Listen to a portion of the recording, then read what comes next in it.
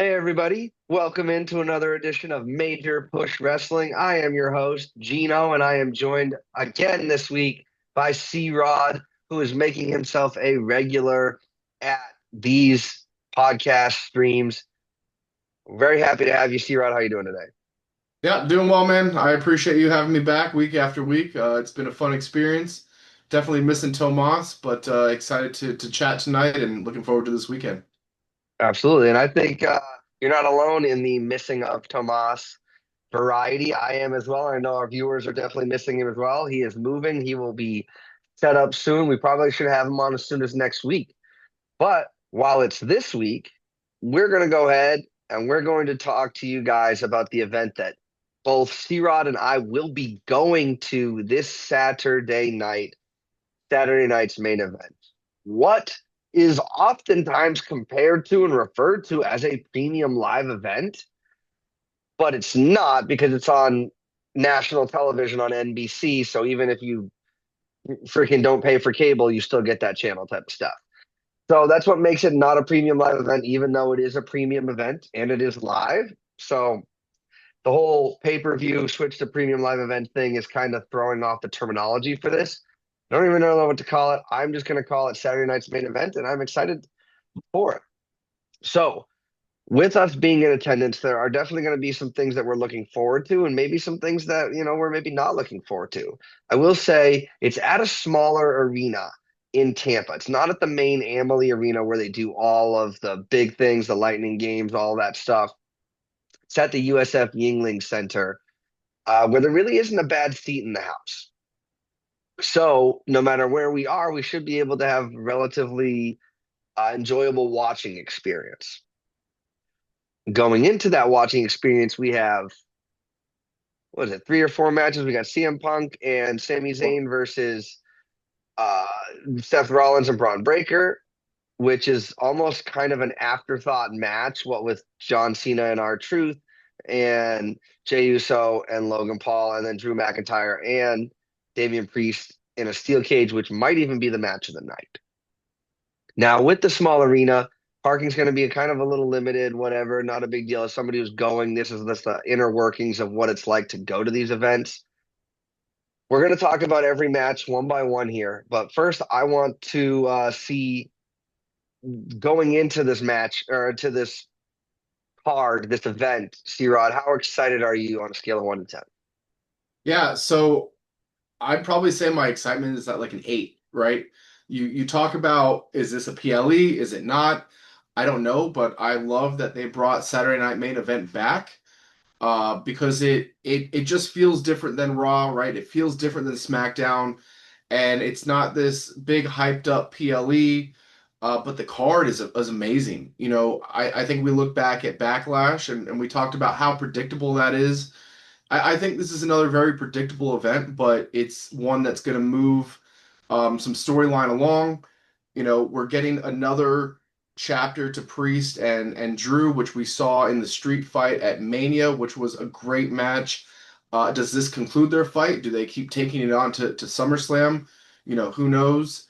It's Jey Uso's time to shine. I think he might be the main event since the title's on the line. Can he be the main event? And what happens with the tag match? Is there going to be a third mystery, guest for Rollins' faction? Who knows? It could be very predictable and just a great card, a great event, a great show, or it could be unpredictable and maybe they'll throw something special in there, especially because it is Cena's hometown. I think they talk about that, or they haven't spoken about that a lot more than I thought they would. But maybe that's why he's going to a smaller event, or maybe there's a Lightning game this weekend. Who knows? So the Lightning have been eliminated from the playoffs, if Okay. I recall correctly. But it's really hard to predict that, that as far out as they booked this event. So they booked 4 nights in a row, and they just probably were like, let's just do Yingling Center to playoff time. Fortunately, well, unfortunately, there's not a basketball team that can pull from those dates. Yeah. But you really hate to book something and then have to move it because the hockey's going to obviously take priority. Yeah. And I guess that So makes sense. They are here 4 nights in a row, so why not stay at the same place instead of moving equipment? Mhm. And that's the thing. It does feel, because it's a smaller venue, that it is more set up for an NXT event, the Yeah. NXT Premium Live event, the Battleground. Um, I don't know if they've had Battleground since 2016 when I attended that last time in Tampa. So I don't know if Battleground is just a Tampa thing. Tampa's obviously a big wrestling hub. A lot of wrestlers are based here and a little bit in Orlando because they've moved the Performance Center out to there. But it used to be FCW, it used to be NXT, it was all right here in Tampa. Yeah. Um, so we're going to go ahead and we're going to give what we want to happen and what we predict will happen. Right. So we're just going to go ahead and get that done. We're going to start with the CM Punk and Sami Zayn versus Seth Rollins and Braun Breaker match. I'm looking forward to this because it's two wrestlers, you could argue even three, that have theme songs that are really fun to sing, that are really energetic for the crowd. It should be a fun time with the entrances. I'm a big entrance mark.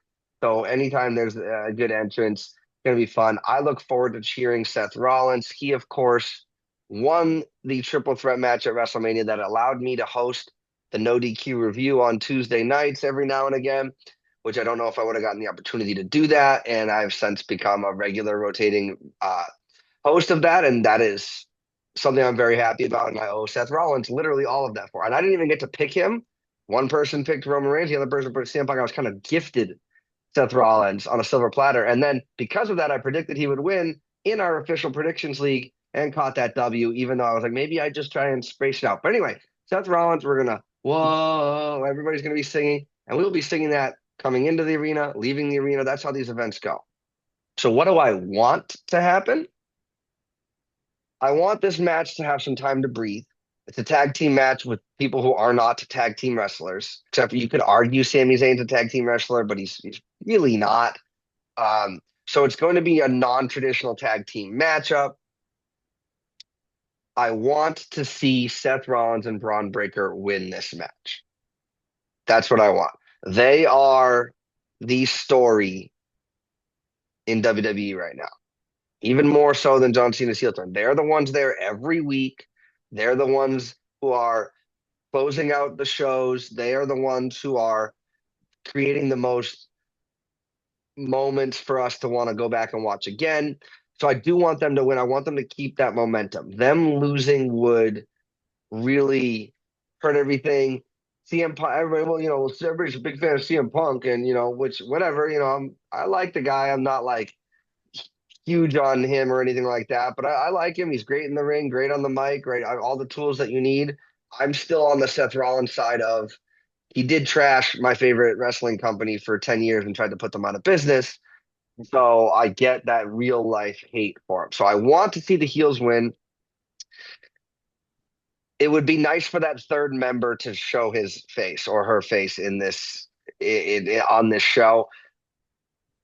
I think that it will be Sami Zayn. I think Sami Zayn is going to turn on CM Punk. Do I want that? Not necessarily, but that's what my prediction is. The heels are also going to win in my prediction, and Sami will turn on CM Punk, causing that CM Punk loss, which will not bury him with the loss, which will have him looking good-ish in defeat against essentially three people, maybe even four with Heyman outside the ring pulling at feet like he did the other night. So what do you think? What do you want to happen, and what do you predict will happen with the No. CM Punk match? Yeah, you brought up a great point just now. The Sami Zayn turn, right? A lot of people have been talking about that. I've seen that rumored all over the place. And the more I think about it, at this stage in time, I don't know if it makes sense because who do you replace him with, right? I understand there's Jay and there's CM Punk, but if you flip Sammy to Rollins, then who takes over that third, babyface spot? Are we bringing Cody back? So it brings some questions into who takes that role. Uh, I also believe that Braun and Seth Rollins will win. It's what I want. Last few weeks here we've gone over and hashed how much of a mark I am for Seth Rollins, and he's my number one, so I always want to see him win. Sami Zayn takes defeat in grace. He is a great worker. He loses a lot of matches, and I think he could be the one to get pinned. And I think the one who makes the pin is Braun Breaker. Maybe. Rollins and Punk go off fighting amongst themselves, in the crowd or whatever because of their animosity towards each other, and that's a whole separate storyline. And my prediction is, the push right now is to make Braun look strong, right? They keep saying that Seth freaking Rollins will be the champion, but they're pushing Braun Breaker to be at the top of the card. So I think my prediction is Braun Breaker will, pin Sami Zayn. I don't know if it will be clean by any means. I don't believe it will. And, I hope there is maybe some sort of surprise here. I don't know what it would be. I don't know who the third person would be. Some say Bronson Reed. I hope not. Not really. That wouldn't really make sense. And if it's just Seth and Braun, moving forward, I'm fine with that too.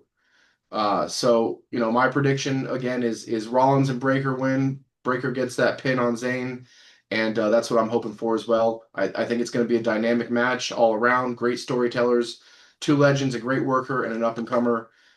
You can't really go wrong here. I think it might even open the night. My prediction is between the steel cage or the tag match to open. So we'll see what gets the emotions going, and this could be the one with, like you said, all the great entrances, and it could be a great opening match to the card. Absolutely. And that's kind of why we let off with this, because I do think it might open the show. Yeah. Um, it just feels like it's obviously not going to be smushed up against the main event, because I do think if the Sammy turn happens in this match, that it will affect the world heavyweight title match later in the evening. But we will get to that later. So I did want to say, if the idea is to make Braun look strong, he's been the opposite of that for me since he's joined this faction. It's not like he's been doing anything new. He's spearing people out of their boots, cutting people in half, but he's doing that already. Him in his Yeah. suit doesn't work for me. Just doesn't. I want him in that athletic gear so he always looks ready to rip somebody's head off. I don't want him silenced when he was working his way up on the mic. I don't want. I'm still holding out hope, but for right now, if their idea is for this to lead to Braun, it definitely doesn't feel like it's anything else other than Seth trying to promote himself. I know Yeah. Evolution took a while to get to Randy and Batista, but and nobody took a step back from joining Evolution. I do feel like Braun has taken a step down with this. He could be having his own storylines with Heyman talking for him, going for mid card titles and things like that, which he's already done without them. So I am hopeful that we start to see more of this onion kind of and the layers behind it really help out. Yeah. Now, whatever you guys think, comment below and let us know. We appreciate you guys watching, and we look forward to joining in on the comment section with you guys for this match. Who do you think is going to win? Who's your prediction? And what do you want to see happen? Now we're going to move on to, I believe it might be the steel cage match. I can't see Cena going on anything else second other than second to last, but we could. So, it is what it is. We don't have the card order. So we'll go into Drew McIntyre versus Damian Priest inside a steel cage. This match feels tailor-made to elevate Priest. He has caught a couple L's against Drew. I have predicted Drew to win those matches. I think Drew is all around better for the company to be successful than Priest.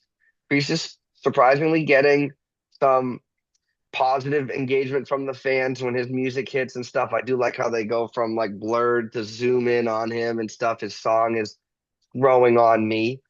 Um, the All Rise thing, and I do like that they split him off from Judgment Day and keeping him on separate shows. I want Drew McIntyre to destroy him, bloody him up, really cement himself as this feud is beneath him. I belong in the main event. This is all ridiculous, but I'm the best worker you have inside Steel. So that's why you keep putting me inside all these matches. That's kind of how it feels. Drew McIntyre is one of the most entertaining people on the roster. And as a heel, he literally doesn't say anything that's a lie. That's like the CM Punk promo from AEW. Tell me when I'm telling lies. All Drew McIntyre does is say the truth, and people boo him. And I love that. So, what I do think will happen because I think Priest gets the win back for 50-50 booking. I think they both look strong whether they win or lose. I think it's going to be a pin in the ring. These guys are really tall, so climbing out of the ring and out of the thing would be out of the cage would be pretty could happen, but I feel like this is going to lead to pins. It doesn't really no real explanation for why this needs to be in a steel cage, but that's okay. It's no big deal. I am looking forward to that. And we're going to stare up at that thing all night, and it's going to be great. So those are my thoughts. I'm going to throw it over to you now, C-Rod. What do you want to see? Yep. And what do you predict will happen? Yep. So, I mean, the first thing I want to see is just the steel cage. I have never seen a steel cage in person, never been to an event where there was a steel cage match. I was even talking, to one of my friends the other day about how, you know, I don't know if I'd ever want to see a steel cage match in person because it's an obstructed view. On TV, you get the cameras right in the ring, you can see everything. But then when I heard there was a steel cage match on the card, I'm like, oh, this is gonna be. I'm pretty excited to actually see this in person. What do you know, I hope that Drew wins. I guess it doesn't really matter to me. I think it's okay if either of them win. This storyline is just it's a brutal fight all around. It's two guys that can just knock the crud out of each other. You know what I'm saying? That street fight was great. They had some great spots. You talk about maybe they don't climb out of the cage. I don't know. They both put themselves in high flying positions to have really high risk spots. And that's what I've seen from, Drew and Priest when they work, especially outside the ring. Think about the spot from the other week where he chokeslammed Drew through the table out in the crowd. The Drew Hell in a Cell with CM Punk, that was an insane match. And I think when you take these big guys who can move the way they do, they're not clunky at all, they're very athletic. You put them in a space where they can be brutal with each other and also show off that athleticism. I think it's just going to be a great match, So uh, I also believe Priest will win. I don't love Priest. I didn't love him as champion. I can't get behind him when he is a champion, but he puts on great matches. His matches are always good. He's not my favorite guy. I think he'll win. I want Drew to win. I like Drew more, but overall, I think it's gonna be a great match, and Priest will probably take this one, like you mentioned. All right. Thank you, C-Rod. And for those of you guys keeping score at home, that is both of us predicting that uh, the same predictions. The heels will win the tag match, and that Drew or that Priest will win the cage match. We'll see if there's any differences moving forward. What do you guys think? Let us know in the comment section below, and we will be sure to reach out and let you guys know what we think about each of those comments as they come in. So, with that down, we're going to move on to my childhood hero, John Cena, fighting R-Truth, who claims that Cena is his childhood hero when we know that R-Truth is older than John Cena. This match is making people very uncomfortable, like in a salty, stick up their butt kind of way, because we only get so many Cena matches, so many Cena appearances. Why waste one on this? But we didn't waste any appearance. He was going to be on this show. They did the angle at the other show's press conference, and he hasn't appeared since then. So it's too early for CM Punk to fight him. It's too early for Roman Reigns to fight him. Like, Cena lives in Tampa, just outside of Tampa, and he was going to be here one way or another. So pound sand if you're not happy about it. I'm freaking stoked about it. And so I don't care if you're not happy. I mean, I do. Let me know in the comment section below, and we're all entitled to our opinion. But I will be there. Cena's my guy. Obviously, we've got the spinner belt. Cena was my camp counselor. You'll hear that as much as I can talk about Cena on this run. Pat McAfee said on commentary that R-Truth has a chance using Cena's moves to beat him, which I look forward to seeing. I mean, if Randy didn't hit him with a couple attitude adjustments and stuff like that, I look forward to R-Truth using these moves against him. And for the not the comedy, but the storytelling in our Truth's comedy act. Like, why are you doing this to me? Like, I look up to you. The opportunities he has to go for pins, it's gonna be like, I don't know, should I try to pin him? Like, all of that stuff. It's stuff you don't get in a traditional match or a traditional match up. What I want to see is Cena beat him down and get that color. I want red all over the mat. I want him to be literally mopping the floor with his blood. I want all of that. I want this to really cement that somebody that the crowd really likes. Cena is going to show that he's a bad guy. And honestly, this should have been done backstage when they first interacted, but I'm way happier that I get to be here for what I believe will be that beatdown. And I predict that a beatdown will occur. Now, it's not for the title. So is it so easy to predict that Cena's going to win? Yes. Yes, I would say it's also pretty easy to predict that Cena will win. Part of me says if it was for the title, it's an automatic lock. It's not for the title. Maybe R-Truth gets the pin, and then that's what makes Cena upset, whatever. But you don't book Cena to lose until he drops the strap. That would be what that would be. So I want Cena to win. I believe Cena will win. I predict Cena will win. But more importantly, regardless of whether Cena wins or loses, I want him vividly, absolutely upset, beating down R-Truth and making like R-Truth feel betrayed by his hero type of thing. That's a story you can't really tell unless you have like Joe Hendry come up because a lot of the other guys that we want to see Cena wrestle didn't grow up looking up to Cena; they grew up as his peers. So that's where I'm kind of at with that. All right, so I'm gonna throw it over to you, C-Rod. What do you want to see, and what do you predict will happen with John Cena versus R-Truth in a non-title match? I want the complete opposite of you. Okay, I'm gonna go a different route this time. let's hear it, bro. Yeah, I want Truth to win. It's not for the title. Uh, Obviously, Cena's going to be strong all year. For what it is, this is a filler match, right? I don't think it's a waste. I think it's probably one of the quickest angles they've put together for Cena. Everything else has been very dragged out after Elimination Chamber, Mania, all of that, him taking his breaks and everything. I think this is the quickest they've put something together. There was nothing really before that, but what is before that is their history, right? So this is a very emotional match, and like we talked about, this is not about the championship. This is about John Cena's final year and getting to wrestle, people that he wants to wrestle and people that have been a part of his story for the past 20 plus years. And R-Truth is great. I'm very excited for this match. I think it's going to be comical. I think it's going to be entertaining. I'm going to be sports entertained, as you say. And I don't believe there will be color. You know, I just don't see Cena really coloring anybody during this run. He in this heel persona, it's been more of like anger towards the fans and not anger towards wrestlers. So fair. the slam through the table was different, unexpected, but I don't know if I see him getting on top of him, bloodying him. What's he gonna do? Use the belt again? Probably. Is there gonna be a low blow? Probably.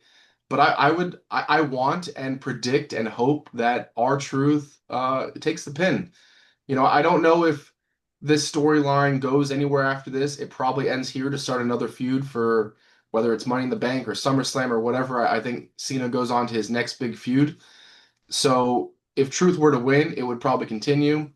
So maybe Cena wins. I don't know. It could go either way. Again, this might be a very unpredictable match, but yeah, I'm hoping that R-Truth comes out on top. I'm hoping for an entertaining, emotional Cena at home, small arena. It's gonna be, so electric, I think, in there. And my prediction is R-Truth all the way. Well said. And so, whatever you guys think, comment below. Let us know. Are you leaning more towards C-Rod? Are you leaning more towards me? Again, whatever you think, write down in the comment section below. So, before we move on to the main event match, and we're going to talk about it, I wanted to address the whole idea that it's not what you've come up with and said it's a filler match. It's what I'm seeing online. It's the reason why everybody's not happy with this match. So this might be that moment where we're going to clip and we'll make it into a YouTube short because I am going to drop a hot take on people. Maybe it's not even that hot of a take because I consider hot takes to really have no backing. And I think this one does have backing. As far as the slow build, and I'm going to use based on what C-Rod said, but this is in no way like attacking C-Rod. This is what I'm seeing on the internet. The slow build, Cena had an interaction with R-Truth behind the scenes before the Randy Orton thing. And then R-Truth comes out and saves Cena from getting punted. And then R-Truth gets put through the table at the Premium Live event. And then it gets set up. And then R-Truth has this interview with, I can't remember, with Wade Barrett, I believe, leading into this match. And for the better part of the last 5 years, R-Truth has been using his moveset.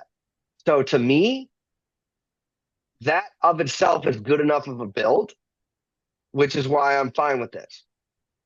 As far as filler is concerned, you think of a filler episode of television, doesn't advance the major storyline, doesn't advance the plot of anything outside of that episode.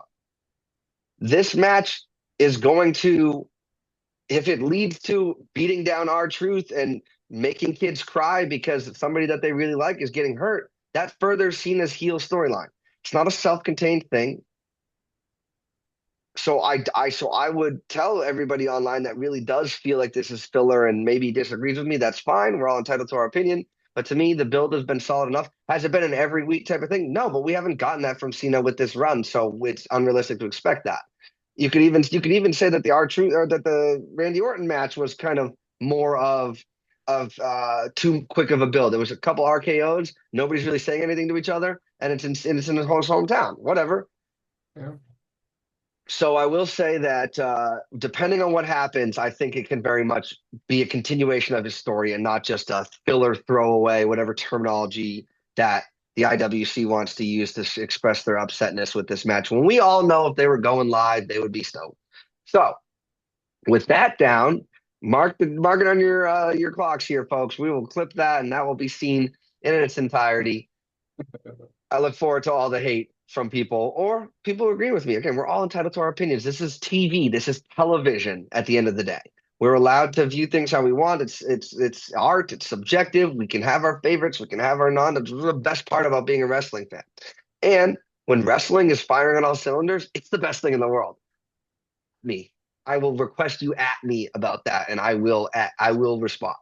So with that all down, we're gonna move on to our main event of our evening, as well as the main event, what is predicted to be the main event of Saturday night's main event. Stop me if I'm saying main event too many times. We have main event Jey Uso versus Logan Paul for the World Heavyweight Championship. Unfortunately, I made the mistake of watching Raw all the way past the credits, and then that led me to change my prediction from Logan Paul winning to Jey Uso winning.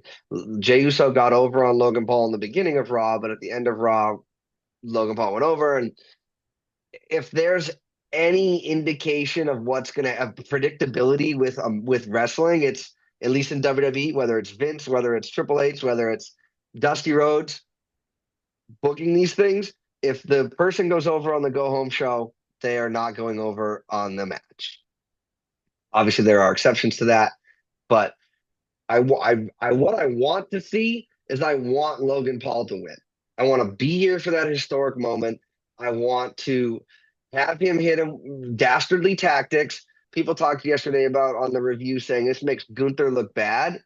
I think that if Logan Paul kind of semi cheats to win, it doesn't make Gunther look bad. What I think makes Gunther look bad is having somebody who can barely wrestle choke him out and make him tap, and then have everybody chant "You tapped out" to him every time they see him for probably the next 6 months. That I think is what makes your top heel in the company, other than Logan, look bad.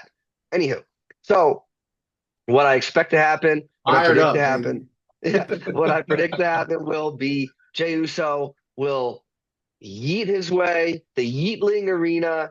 It's going to be fun to eat. I'm excited to eat. I don't think I've yeeted um, since he started doing this. I don't even think I've been to a show where he's been on. So I will be yeeting my pants. I will be yeeting all over the arena. It will be fantastic. I look forward to that. I don't want him to win, but I do think Jay's going to win. There's precedent has been set with his Intercontinental title run that it can be short and you don't lose steam, right? He can go back to being the underdog. When I see him come out without the title to like help people, he looks fine, but I expect him to have the title. But when he enters wearing his title, it looks weird to me. It's not that the title looks weird or that he's, whatever. It doesn't like there are better people to hold that strap at this moment in time from my personal beliefs. You guys are different. We're going to hear from C-Rod here in a moment. Look forward to being presented with logical reasons why I might be wrong, or ragey type of reasons why I should stop believing these things. But it's okay. We are all here to leave our opinions. That's the beautiful thing about art. So I'm going to throw it over to you to C-Rod. As we're running out of time, I will throw it over to you. What do you think is going to happen for your predictions, and what do you want to happen with the World Heavyweight Championship match between Jey Uso and Logan Paul? Yeah, I'm very excited to eat. You know, at Mania, I think I sent you the picture in the video. Jey Uso came down from my section. I was 4 feet away from him. He's looking right at me, and it was one of the most electric things I've done in a while. So I'm very excited to eat. And with that being said, I don't want him to win. I love his new attitude change. I thought that he needed more aggression. I wanted him to get away from the boo hoo, poor me, right? His four letters, ye, let's get after it. You want to fight, let's fight. Like I like that style of Jey Uso so much better. I think it fits him rather than the, let me pretend to cry here, or let me pretend like I'm scared. Like no, if you're gonna be a scrappy guy, an underdog, like be out there, go get it, be aggressive. But I love Logan Paul's heat. The man is on fire. I think he replaced, Dominic. Everybody went from Dominic booing him out of the stadium, the arena, to now loving him. So I definitely miss that. Every time Dom opened his mouth, just the boos rained down, and it's kind of rolled over now to Logan Paul. He's like the next one to take that heat. I think it would be dynamic if Logan won. I think it opens up to the storyline. There's a couple of things in the future that are already set up that makes you wonder, like, is Jay going to win because Jay has to fight Gunther in Arizona? You know, where or does Logan win a surprise, pop here, and then maybe there's a triple threat at Raw. I believe it's Raw that they're fighting again at. And maybe Jay gets it back then. I don't know. Maybe that's what I want to happen. Maybe I want Logan Paul to win to I don't know, just throw some unexpectedness into this rivalry, into this feud, whatever they're trying to build for Jay. So I think that's what my prediction is I think Logan Paul might win this, but who knows? It's Jey Uso's first main event, actual main event. I believe it will be the last one since winning that belt, and he probably takes this one home. But I'd love to see Logan win. I'd love to see that heat. Absolutely. And with the time that we have left, I know people don't like Logan, or they do like Logan for his politics or some of the stuff that he's done outside of the ring with crypto and the Japanese forest and things like that. But you cannot argue that the man is an entertainer. You cannot argue his ability in the ring for still only having had a couple handful of matches and a few months, maybe a year at most total time of practice.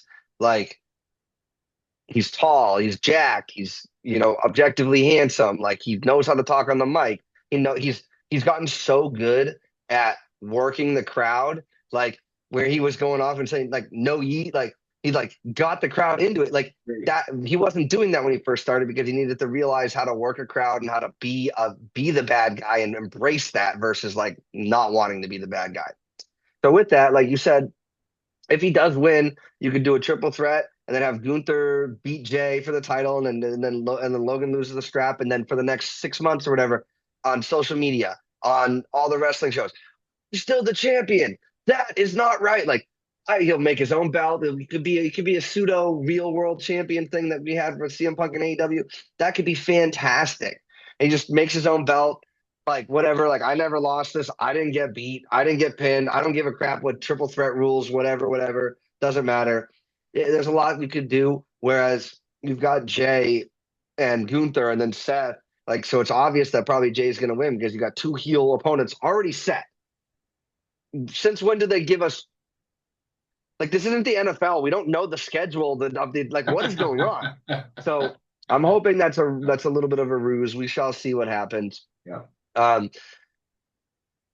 Logan Paul, if you don't listen to his podcasts and stuff like that, when he interviews a lot of the wrestlers, like he's just really good at what he does, whatever he sets his mind to. And I'm curious, the people who say that Jay can't wrestle and who hate Logan, what's going to happen if they have a good match? Is Logan responsible or is Jay responsible? Are they both building each other up? We talk about AJ Styles' match with Logan at WrestleMania, but AJ Styles hasn't had the best matches at WrestleManias throughout his whole career. So I look forward to seeing this match almost as much as the John Cena R-Truth one, but Cena's always going to be my guy. But what can happen, the possibilities, the way they can spin off. Could CM Punk come and interfere and stop Logan Paul? And that leads to Logan Paul versus CM Punk because CM Punk's the exact type of wrestler that would have a problem with a YouTuber being in here. So it's so much could happen. I'm so looking forward to it.